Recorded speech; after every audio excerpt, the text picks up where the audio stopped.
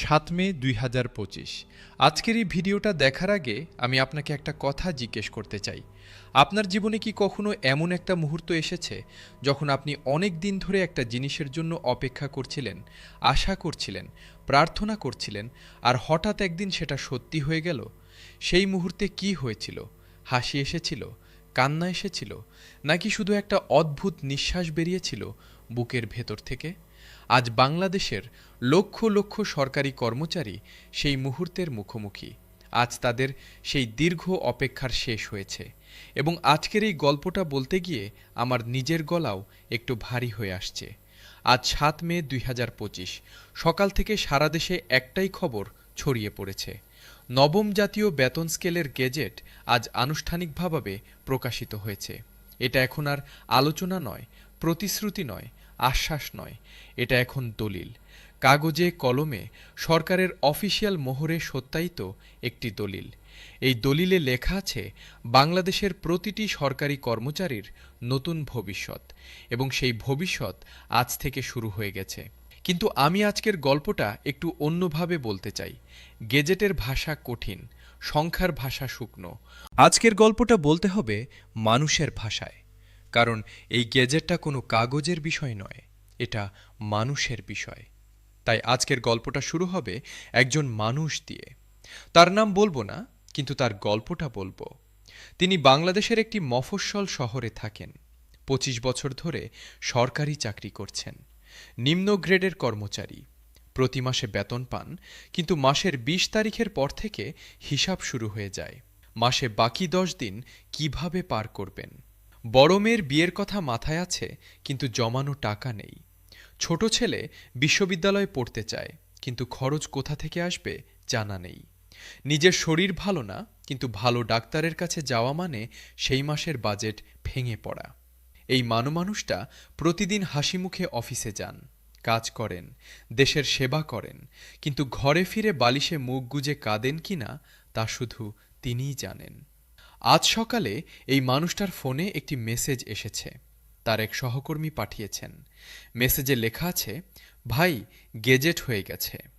তিনি মেসেজটা পড়েছেন, আবার পড়েছেন, তারপর ফোন রেখে দিয়েছেন, তারপর আবার তুলেছেন, আবার পড়েছেন, তারপর ধীরে ধীরে উঠে বাইরে চলে গেছেন। একা একটু বসে থেকেছেন। তারপর ফোন তুলে স্ত্রীকে কল করেছেন। স্ত্রী ধরেছেন। তিনি বলেছেন, শোনো, গেজেট হয়ে গেছে। স্ত্রী বলেছেন, মানে? তিনি বলেছেন, মানে এবার বেতন বাড়বে, মানে পেনশন বাড়বে, মানে একটু ভালো থাকবো আমরা। এরপর ফোনের এপাশ থেকে কোনো কথা আসেনি, শুধু একটু নীরবতা, এবং সেই নীরবতার মধ্যেই ছিল ২৫ বছরের কষ্টের সমস্ত ভার একসাথে নামার শব্দ। এই গল্পটার মতো আজ সারা দেশে হাজার হাজার গল্প লেখা হচ্ছে, প্রতিটি জেলায়, প্রতিটি উপজেলায়, প্রতিটি সরকারি অফিসে। মানুষ ফোন করছেন, মেসেজ পাঠাচ্ছেন, একে অপরকে জানাচ্ছেন। কোথাও কেউ কাঁদছেন, কোথাও কেউ হাসছেন, কোথাও কেউ চুপ করে বসে আছেন, কিন্তু সবার মনে একটাই অনুভূতি, অবশেষে এখন গেজেটের ভেতরে কি আছে সেটা বলা দরকার, কারণ অনুভূতির পাশাপাশি তথ্যটাও জানা জরুরি। আজকের গেজেটে যে ৩টি বিষয় সবচেয়ে গুরুত্বপূর্ণ, তার প্রথমটি হল নতুন ১৫টি গ্রেডের বেতন কাঠামো। পুরনো ২০টি গ্রেডের কাঠামো পরিবর্তন হয়ে এখন ১৫টি হয়েছে। এই পরিবর্তনের সবচেয়ে বড় সুবিধা পাচ্ছেন নিচের গ্রেডের কর্মচারীরা, কারণ নতুন কাঠামোতে গ্রেডগুলোর মধ্যে বৈষম্য কমে এসেছে। যিনি সবচেয়ে কম পেতেন তার বেতন বৃদ্ধির হার সবচেয়ে বেশি। এটাই ছিল দাবি, এবং এটাই আজ বাস্তব হয়েছে। দ্বিতীয় গুরুত্বপূর্ণ বিষয় হল পেনশন। ১০০% পেনশন আজ থেকে আইন। যে মানুষটা আগে ৪৫% পেনশন পেতেন, তিনি এখন পাবেন পুরো ১০০%। এই পরিবর্তনটার মানে শুধু টাকার অঙ্কে বোঝানো কঠিন। এই পরিবর্তনের মানে হল একজন বৃদ্ধ মানুষ যিনি সারা জীবন দেশের সেবা করেছেন, তিনি শেষ বয়সে মর্যাদার সাথে বাঁচতে পারবেন। হাত পাততে হবে না, সন্তানের উপর নির্ভর করতে হবে না, নিজের পায়ে দাঁড়িয়ে থাকতে পারবেন। এই স্বাধীনতাটাই হল আজকের সবচেয়ে বড় পুরস্কার। তৃতীয় বিষয়টি হল বার্ষিক ইনক্রিমেন্ট। নতুন কাঠামোতে প্রতি বছর বেতন বৃদ্ধির হার এমনভাবে নির্ধারণ করা হয়েছে যাতে একজন কর্মচারী তার প্রতি বছরের পরিশ্রমের একটি অর্থবহ স্বীকৃতি পান। এটা ছোট পরিবর্তন মনে হলেও দীর্ঘমেয়াদে একজন কর্মচারীর পুরো ক্যারিয়ারে এর প্রভাব হবে বিশাল। পে কমিশনের চেয়ারম্যান জাকির আহমেদ খান আজ গেজেট প্রকাশের পর সংবাদ মাধ্যমের সামনে দাঁড়িয়ে মাত্র কয়েকটি কথা বলেছেন। তিনি বলেছেন, দীর্ঘ পথ পাড়ি দিয়ে আজ আমরা গন্তব্যে পৌঁছেছি। এই পথে অনেক বাধা ছিল, অনেক সংশয় ছিল, অনেক প্রশ্ন ছিল, কিন্তু একটাই লক্ষ্য ছিল, বাংলাদেশের সরকারি কর্মচারীরা যেন ন্যায্য বেতন ও সুবিধা পান। আজ সেই লক্ষ্য পূরণ হয়েছে। এরপর তিনি আর কথা বলেননি, মাথা নিচু করে সরে গেছেন, হয়তো আবেগ সামলাতে পারছিলেন না। অর্থমন্ত্রী আমির খসরু আজ একটি কথা বলেছেন যা আজকের দিনের সারসংক্ষেপ।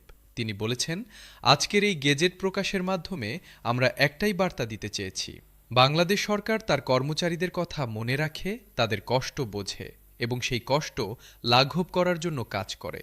এটাই হোক এই দেশের ঐতিহ্য, এটাই হোক এই দেশের পরিচয়। আজকের দিনে আরেকটি বিষয় না বললেই নয়, আজকের এই গেজেট প্রকাশের পেছনে একটি বিশাল দলের অক্লান্ত পরিশ্রম আছে। পে কমিশনের সদস্যরা রাতের পর রাত কাজ করেছেন। অর্থ মন্ত্রণালয়ের কর্মকর্তারা ছুটির দিনেও অফিসে এসেছেন। আইন মন্ত্রণালয়ের বিশেষজ্ঞরা একের পর এক কাগজ পরীক্ষা করেছেন। এই মানুষগুলোর পরিশ্রমের কথা আজ আলাদাভাবে স্মরণ করা দরকার, কারণ তাদের ঘাম ঝরানো পরিশ্রম না থাকলে আজকের এই গেজেট হয়তো আরও অনেক দেরিতে আসত। ৭ মে ২০২৫, এই তারিখটা মনে রাখুন। আজ বাংলাদেশের ইতিহাসে একটি নতুন পাতা যোগ হলো। আজ নবম জাতীয় বেতন স্কেলের গেজেট প্রকাশ হলো। আজ ১০০% পেনশন আইন হলো। আজ লক্ষ লক্ষ সরকারি কর্মচারী পরিবারের ঘরে একটু বেশি আলো এলো। সেই মফস্বলের কর্মচারী যিনি স্ত্রীকে ফোন করে কথা বলতে পারেননি, আজ রাতে হয়তো তারা দুজন অনেকদিন পর একসাথে চুপ করে বসে থাকবেন, কোনো কথা না বলে। কারণ কিছু মুহূর্ত কথায় বলা যায় না, শুধু অনুভব করা যায়। আজকের রাতটা সেই মুহূর্তের রাত। এই খবরটা এখনই শেয়ার করুন। প্রতিটি সরকারি কর্মচারী পরিবারের কাছে এই আলোটুকু পৌঁছে দিন। আপনার একটি শেয়ারই যথেষ্ট।